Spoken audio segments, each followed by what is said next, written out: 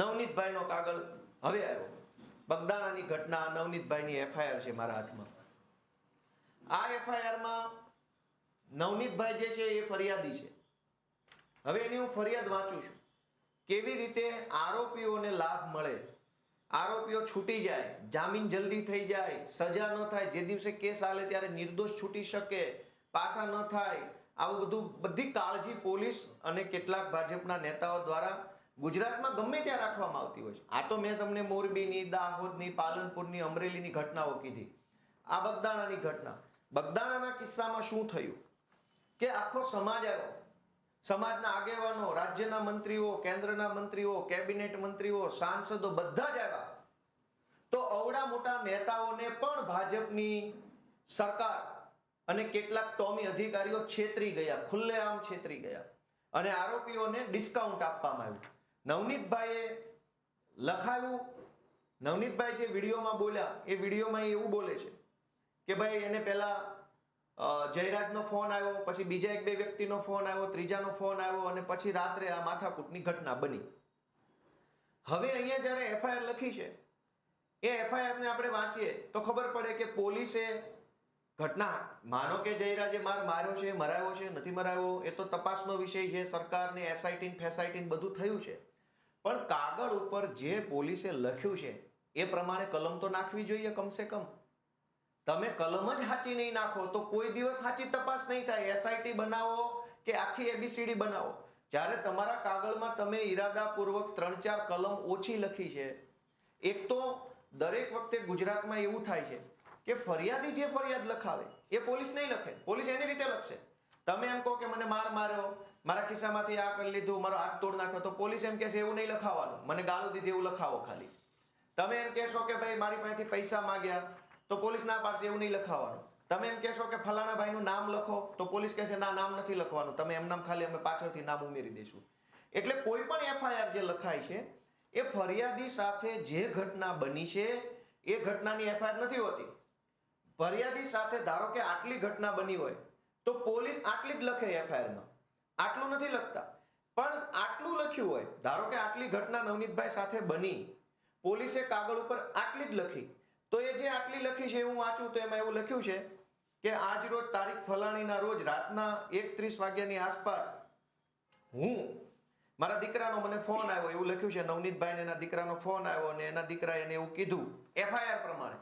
નવનીતભાઈનું કહેવાનું અલગ છે, પણ એફઆઈઆરમાં જે લખ્યું છે એને સાચું માની લઈએ, 100% સાચું, તો પણ કેટલાક ટોમીઓએ આરોપીઓને ડિસ્કાઉન્ટ આપવાનું કામ કર્યું છે. હું એમ માની લઉં કે આ જ સાચું છે. નવનીતભાઈ જે વિડીયોમાં બોલ્યા હશે એ સાચું નથી, આ સાચું છે, તો પણ ભાજપના કેટલાક ટોમી અધિકારીઓએ આરોપીઓને ડિસ્કાઉન્ટ આ ઘટનામાં આપ્યું છે અને સમાજના મંત્રી લેવલના લોકોને તે છેતરી ગયા છે. આમાં એવું લખ્યું છે કે રાત્રે નવનીતભાઈને એના છોકરાનો ફોન આવ્યો અને એને છોકરાએ ફોનમાં એવું કીધું પપ્પા મારા ટ્રેક્ટરને કોઈ સફેદ ગાડીવાળાએ રોક્યું છે. સફેદ કેવી ગાડી છે, સફેદ કઈ ગાડી કીધી, ગાડીનું બ્રાન્ડનું નામ લખેલું છે, વેરના કાર.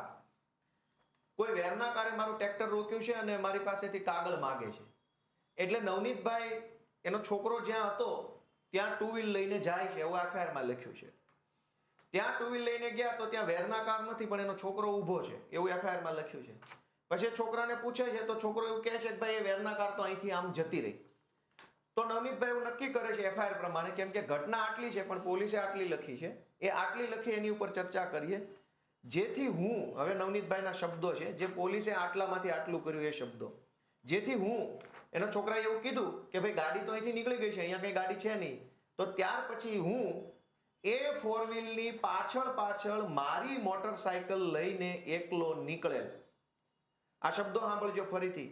હું એટલે કે નવનીતભાઈ એ 4 વ્હીલની પાછળ મારી મોટરસાયકલ લઈને એકલો નીકળેલ અને હું આ 4 વ્હીલની પાછળ મોણપર ગામ જવાના રસ્તે મોણપર ગામના ઈશ્વરભાઈ શિયાળના બ્લોકના કારખાને પહોંચેલ ત્યારે આ સફેદ કલરની 4 વ્હીલ મારી પાછળથી આગળ આવીને ઊભી રહી. આખું વાક્ય એવું લખ્યું છે કે હું કારની પાછળ ચાલતો હતો અને ઈશ્વરભાઈના કારખાના પાસે કાર પાછળથી આગળ આવી ગઈ. એફઆઈઆરમાં આવું વાક્ય લખ્યું છે. આ તો ખાલી એક મુદ્દો છે, એફઆઈઆર તો બહુ લાંબી છે. પોલીસે અહીંયા ચાલાકી વાપરી લીધી છે. શબ્દની ચાલાકી. કાલ કોર્ટમાં વકીલ કહેશે કે ભાઈ આગળ હતા પાછળ હતા તમને જ ખબર નથી, એનો અર્થ એ થયો કે તમે જૂઠું બોલો છો. હવે કોણ આગળ હતું કોણ પાછળ હતું એ ક્યાંય નક્કી નહીં થાય, એનો વિડીયો ઓડિયો કઈ નથી. એટલે હું પોતે ઘડીક એમ કહું કે આગળ હતો ને હું એમ કહું પાછળ હતો તો મારી વાતનો કોઈ ભરોસો કરે નહીં. ફરીથી જેથી હું ફોર વ્હીલની પાછળ મારી મોટરસાયકલ લઈને એકલો નીકળે, હું આ ફોર વ્હીલની પાછળ મોણપર ગામના જવાના રસ્તે મોણપર ગામના ઈશ્વરભાઈ શિયાળના બ્લોકના કારખાને પહોંચ્યો ત્યારે આ કાર છે એ મારી પાછળથી આવીને આગળ ઊભી રહી ગઈ. લ્યો, પાછળ હતા પોતે અને કાર પાછળ આવી ગઈ. આ શબ્દ ચાલાકી પોલીસે આરોપીઓને ડિસ્કાઉન્ટ આપવા બનાવી છે. ભાઈ આમાં જયરાજ દોષિત છે કે દોષિત નથી એ તો પછીનો વિષય છે. પોલીસે કાર આગળ પાછળ શું કામ કરી નાખી? કાગળ ઉપર આટલી શબ્દ ચાલાકી કરી અને આ કેસને બોદો પાડવાનું કામ ભાજપનો પટ્ટો જેને ગળામાં પહેર્યો છે એને ઓલરેડી કરી નાખ્યું છે. હવે એસઆઈટી ની રચના કરે શું થવાનું, કેબિનેટ મંત્રીને કહેવાથી શું થવાનું, જ્યારે ચોરી તો અહીં કરી નાખી છે, ચોરી પકડાઈ ગઈ છે, હજુ બીજી ચોરી બતાવું કે આગળ એવું લખે છે કે ફોર વ્હીલ માંથી અજાણ્યા ઈસમો જેમાં 2 લાકડા 2 પાઇપ અને ધોકા લઈને ઉતરેલ અને મારવા લાગેલ. એટલે કે પહેલા એક કાર હતી એમાંથી 2 લાકડા 2 પાઇપ અને ધોકા લઈને કેટલાક માણસો ઉતર્યા અને મારતા હતા. ત્યારે બીજી એક સફેદ કલરની સ્વિફ્ટ કાર આવી અને એમાંથી બીજા 4 માણસો ઉતર્યા અને એ લોકો પણ ધોકાથી મને મારવા લાગ્યા. એક તો ઘટના આટલી બની છે, પોલીસે આટલી લખી છે, એ આટલીમાં તે ખોટું લખાણ છે. એમાં શું ખોટું છે કે એક કાર ઓલરેડી હતી ત્યાં, પાછળથી બીજી આવી, બધા પાસે ધોકા છે, બધાને ખબર છે કે નવનીતભાઈને મારવાનો છે. એનો અર્થ એ થયો કે આ વસ્તુ આયોજનથી થયેલી છે, કાવતરું કરીને થયેલી છે, પ્લાનિંગથી થયેલી છે.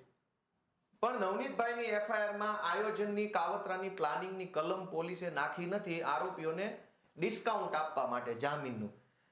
આયોજન અને કાવતરાની કલમ જૂની 120, નવી કલમ 61, એમાં લખ્યું છે ક્રિમિનલ કોન્સ્પિરન્સી. મેં જે અંગ્રેજીમાં વાંચ્યું કે when 2 or more person agree with a common object, 2 અથવા વધુ વ્યક્તિઓ સમાન ઈરાદા સાથે કામ કરવા માટે સંમત થાય તો એ ષડયંત્ર કાવતરાનો ગુનો લાગુ પડે છે.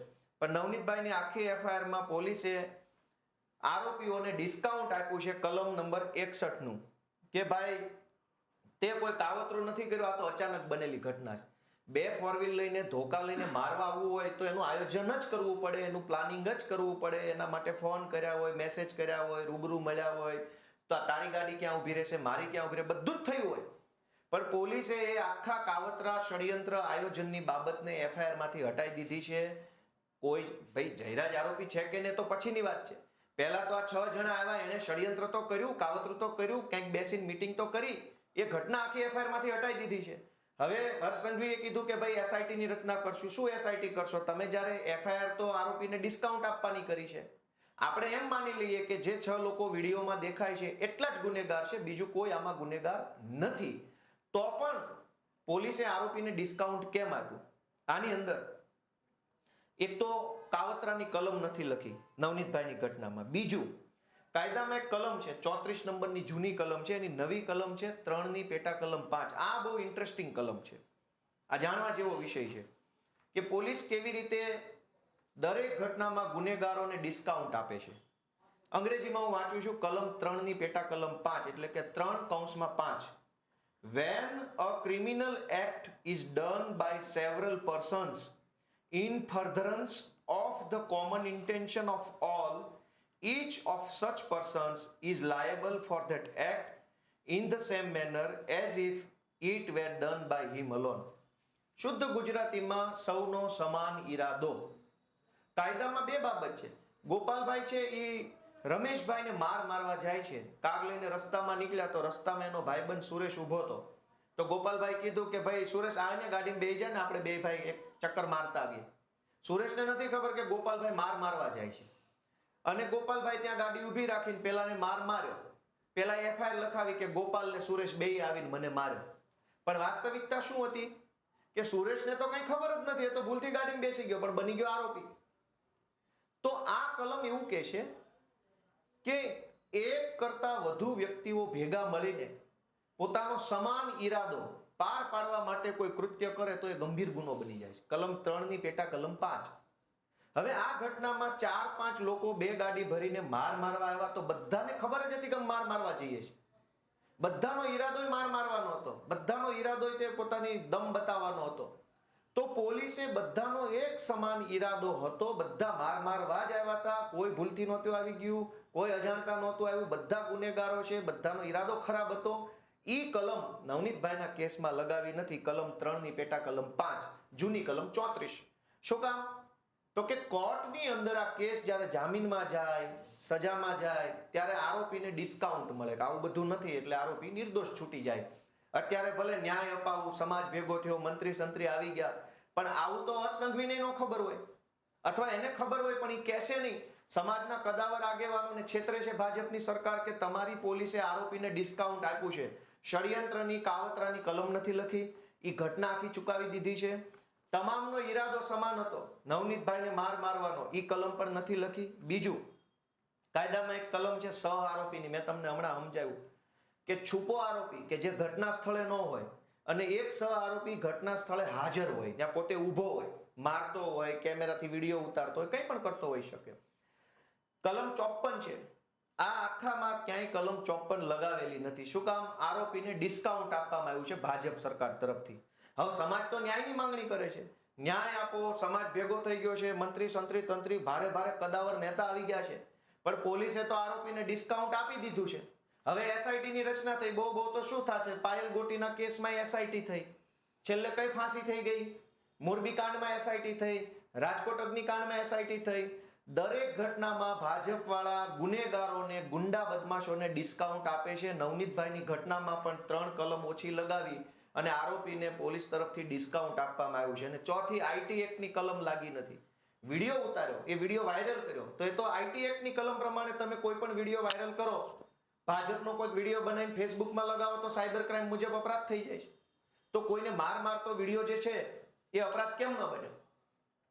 તો પોલીસે આ આખી ઘટનાની અંદર આરોપીઓને ડિસ્કાઉન્ટ આપેલું છે, કાવતરું છુપાવ્યું છે, સમાન ઈરાદો છુપાવ્યો છે, સહ આરોપીની હાજરી છુપાવી છે. એટલે હવે સમાજ એકઠો થયો છે, પણ કઈ ન્યાયભાઈ હું નથી માનતો, કેમ કે આમાં તો બધું ડિસ્કાઉન્ટ આપી દીધું છે આરોપીને. લાંબા ગાળે આરોપીને આનો ફાયદો થઈ જશે.